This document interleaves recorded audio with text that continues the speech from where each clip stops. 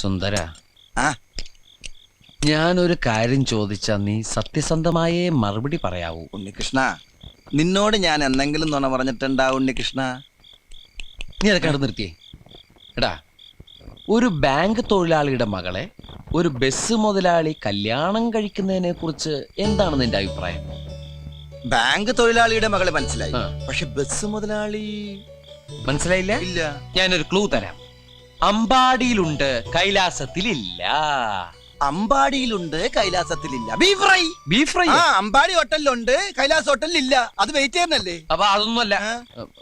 ആ, ആലിലയിൽ കിടക്കും ചൊറിയാമ്പുഴു. ഛേ, പാമ്പിന്റെ മുകളിൽ ഇങ്ങനെ നൃത്തമാടും.